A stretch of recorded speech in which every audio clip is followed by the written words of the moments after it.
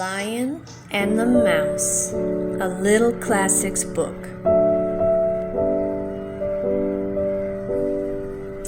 Once upon a time, in a jungle far, far away, lived a mighty lion named Giotto. He was the king of the jungle, ruler of all the creatures that lived there. The jungle animals loved their king, but were always a bit nervous around him because he had a ferocious set of teeth. One day, after he'd finished his breakfast, Giotto wondered what to do. He soon decided that today, like most days, was a great day to visit some of his royal subjects and explore his kingdom. "I think I'll go see the monkeys this morning," Giotto said to himself. "They're a chatty bunch, and they always have a new joke to tell me. After that, maybe I'll go for a swim." And with that, Giotto set off towards the groves where the monkeys lived. At the monkey's tree, Giotto announced himself with a roar. "Quit monkeying around," he said. "The king of the jungle is here." Old Mort, the leader of the monkeys, bowed to Giotto. The other monkeys chattered to each other, excited to see their king.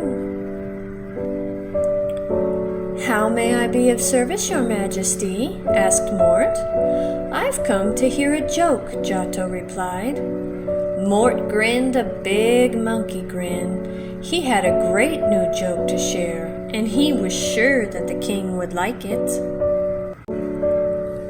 "What time is it when an elephant sits on your house?" Mort asked. What time?" Giotto repeated. He was stumped. "Why, it's time to get a new house," Mort said. Giotto roared with laughter. What a funny joke! "That was an excellent joke, Mort," Giotto said. "I'll come to see you again soon, but now I'm going swimming." "Oh, be careful, King Giotto," Mort warned. "My scouts spotted some strange creatures near the river yesterday." Giotto was surprised to hear this. He wondered who the strange creatures were and decided to find out for himself. As Giotto walked deeper into the jungle, he said hello to the warthogs, and the parrots, and the cheetahs, and all of the other animals that he saw.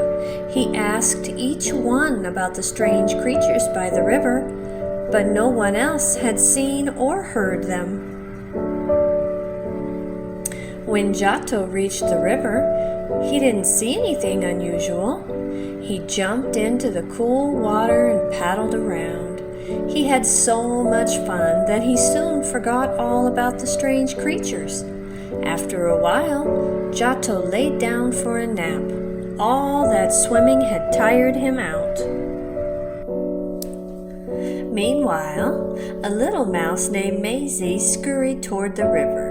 He was busily searching for berries and nuts to feast on, and he didn't notice the sleeping lion. Maisie climbed over a rock and walked along a fallen log, and then hopped onto Giotto. He scurried up the lion's back and through his thick mane and down the lion's nose. There were no nuts or berries there, that's for sure. Maisie was just about to jump off the tip of the lion's nose when Giotto's big paw reached up and grabbed him. Maisie yipped in surprise. He hadn't realized that he'd crawled onto a lion. But this wasn't just any lion. It was King Giotto. Giotto held Maisie in his paws and blew hot air into his face. "Who dare disturbs the king of the jungle?" Giotto growled. My name is Maisie," the little mouse stammered as he stared at Giotto's sharp teeth. "I didn't mean to disturb you." "Just what do you think you're doing, waking me from my nap?" asked Giotto. "I'm so mad I could eat you." "Pardon me, Your Majesty," Maisie squeaked. "I really didn't mean to wake you. Please don't eat me." Giotto had eaten a big breakfast and wasn't really hungry, but he knew that he must be stern with the jungle creatures and tightened his grip on the mouse. He growled, and poor Maisie trembled in fright. "Tell me, Maisie, why I shouldn't eat you," Giotto said. "If you let me go," Maisie said, gathering his courage, "I'll remember your kindness. One day, when you need help, I'll return the favor." And now just how could a teeny mouse help a big, strong lion like me, Giotto asked. "Well, everyone needs help sometime or another," Maisie replied. "Maybe I'll save your life one day." Giotto was impressed with the mouse's bravery. It takes a lot of courage to stand up for yourself, especially when you're talking to the king of the jungle. "You're free to go," Giotto said. "I hope you learned your lesson about waking me." "Well, yes, your majesty, of course," Maisie replied. "And don't forget my promise to help you. Just let me know when you need me." And with that, Maisie ran away as fast as his little legs would carry him. A few days later, Giotto heard the monkey troop screeching. They were swinging through the trees in quite a hurry. "King Giotto!" Mort yelled. "The strange creatures returned to the river last night. We think they were humans." Humans had never come so deep into the jungle before. All the jungle animals knew that humans were dangerous. They could even hurt a lion if they wanted to. Giotto decided to go to the river to investigate. When he neared the river, Giotto moved slowly and quietly. If the humans were there, he didn't want them to hear him coming. He stopped behind a big bush and peered from side to side. He didn't see anyone unusual or hear any unfamiliar voices. Giotto was almost to the edge of the river when he got tangled up in something.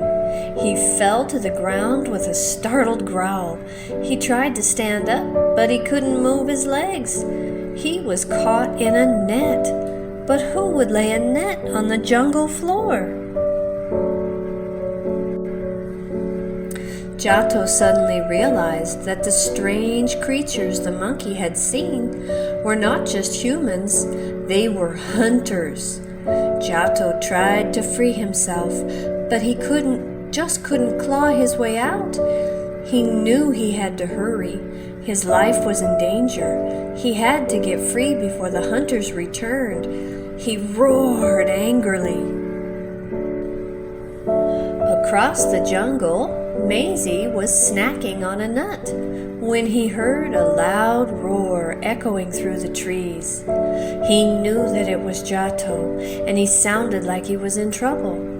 "King Giotto needs me," Maisie cried as he dropped the nut. "I'm coming, Your Highness." When he reached the riverbank, Maisie was shocked to see the king of the jungle caught in a net. He rushed over to help. "Have no fear, Maisie is here," he cried. "Oh, Maisie," Giotto said, "you've got to get me out of here." Maisie quickly set to work. He chewed through one vine and then another and another. Soon enough, the mouse made a hole that was big enough for Giotto to crawl out of. The big lion shook himself. It felt good to be free. Maisie had saved King Giotto. He was very proud of himself. "Thank you, Maisie," Giotto said. "You saved my life, and you taught me an important lesson. Even the smallest creature can do great things." From that day on, Giotto and Maisie were the best of friends. The hunters were never spotted again, and King Giotto continued to happily rule the jungle for many, many years. Thanks so much for watching and listening. Please don't forget to hit like and subscribe. And if you have a special book that you'd like to hear, just leave us a comment down below. See you next time. Bye.